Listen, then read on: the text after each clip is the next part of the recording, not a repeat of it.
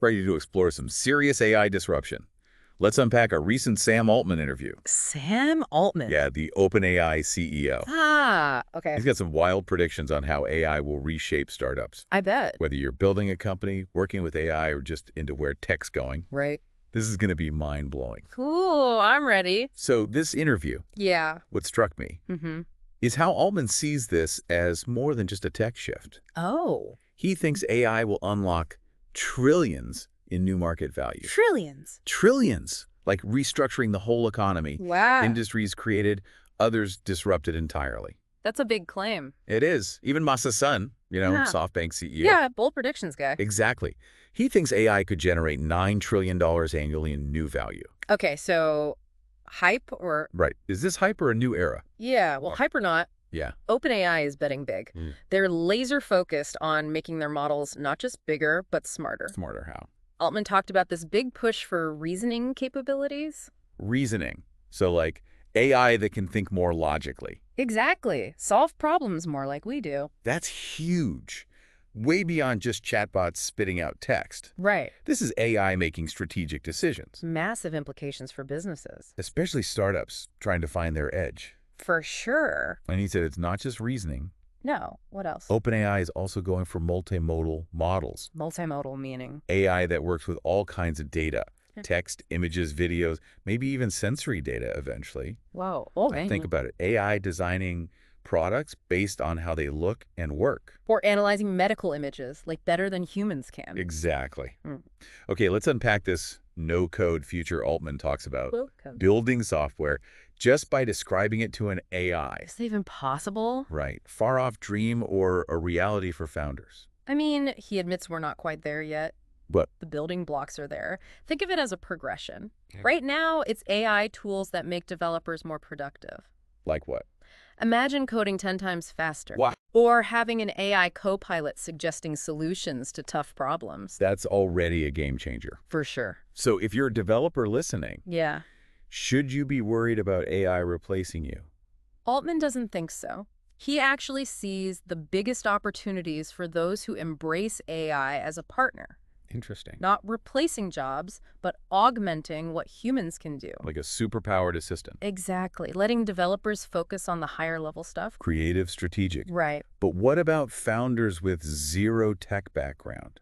Good point. Will this no-code future really let anyone build a company? That's the promise. Imagine just describing your idea, Yeah. and the AI makes a working prototype. Still a ways off, but But the steps are being taken now. this brings us to AI agents. Tells the buzz, yeah. But what are they? How do they fit into this disruption? Altman has this surprisingly down-to-earth way of explaining it. What? He says, think of them as a super smart coworker. Not just some taskmaster. Right. Like a colleague handling complex projects, coming to you only when they need input or have a question requiring human judgment. So not robots taking over. No. This makes me rethink how teams will work. Me too. Humans and AI, way more integrated. Absolutely. And it raises some big questions about how the AI landscape is evolving. Like what? Will developers have more or fewer choices as these AI agents get more common? Will building a startup become easier or more complex? Those are things founders need to be thinking about. For sure. Yeah. This is a fundamental shift in how businesses are built, how value is created. Right. And one big question. Yeah. Will this new era be dominated by a few companies with deep pockets? Because of the resources yeah. needed for these massive foundation models. Exactly. Will they become exclusive to tech giants? I see. Altman knows that concern. He addressed it head on. He said, look, models depreciate. Meaning? Companies need to recoup their investment in training. But he argues OpenAI's approach, building services like ChatGPT on top of their models, Right. makes the tech accessible while funding even more powerful AI. So it's not just raw computing power, but building a sustainable ecosystem. Where developers and businesses can actually use these advancements.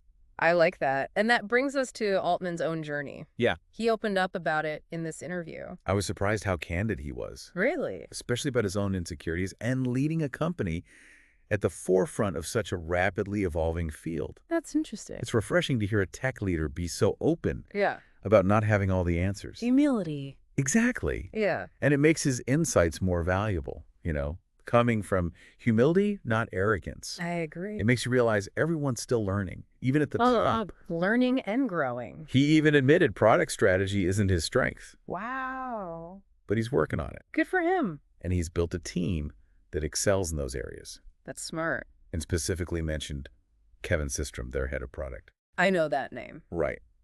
Praised his discipline, his focus. Sounds like he's thought about building a team that complements his strengths. And weaknesses. Exactly.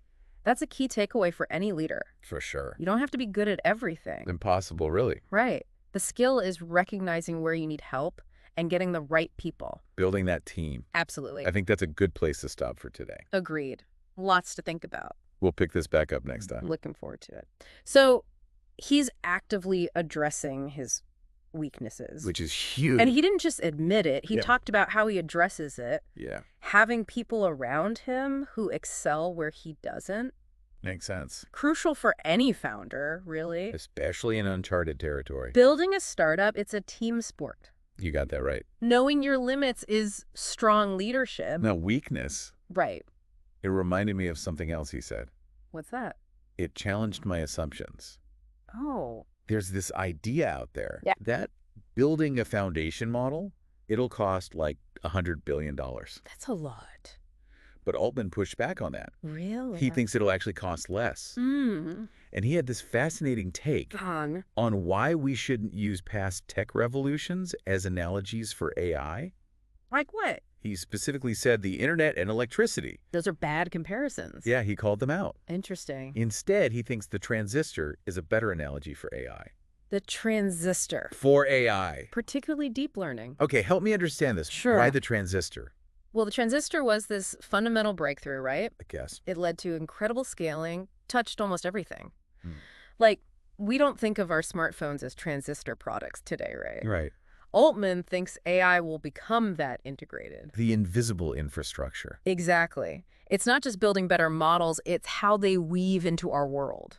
That makes sense. So it's not just building better models. Yeah. It's how they become part of everything. Woven in. Bringing us back to how do you, as a founder, ride this AI wave? Right, right. Altman was asked what he'd build.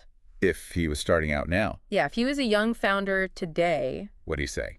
his answer might surprise you. Let's hear it. He said, focus on an AI-powered vertical solution. Vertical. He used the example of an AI tutor, Okay. but the principle, it applies anywhere. So instead of the next big AI platform, Right. you go yeesh Solve a specific problem in your field. with AI. That's where the value is. Makes sense? And this leads to his point about the biggest blind spot in AI, Which is the need for AI that truly understands your whole life. your whole life. He painted this picture, an AI with access to all your data So to give you truly personalized help, like a digital version of you. anticipating your needs, helping you decide better. Powerful. But it raises questions. I bet. How do we balance this personalization with privacy, data security? Big ethical consideration. As AI gets more integrated, I have to figure that out. absolutely. And it's not just data privacy. What else? Competition.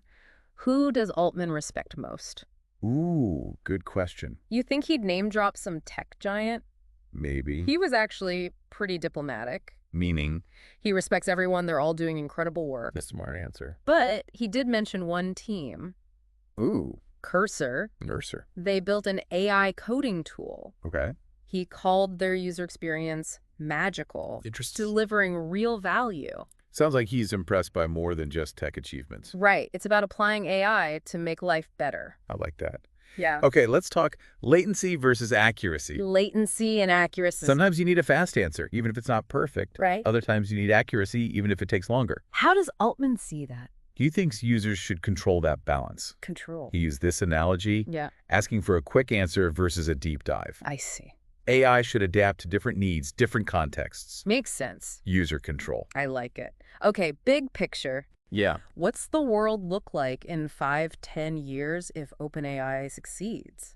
Good question. Altman predicts rapid tech improvement, Fueled by? AI breakthroughs, and its use in other sciences.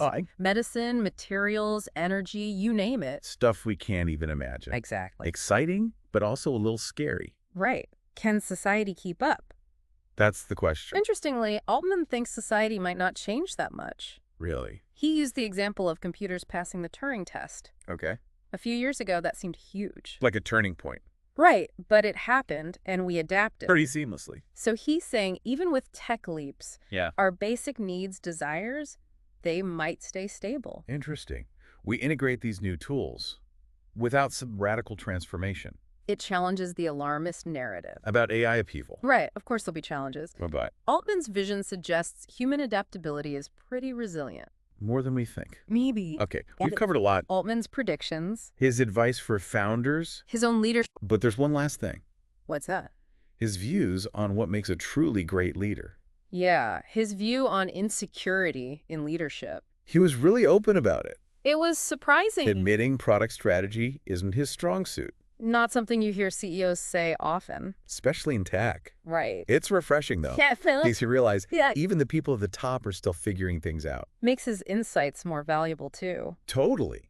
Like, it's coming from humility, not arrogance. Exactly. And he didn't just admit it. No. He talked about how he deals with it.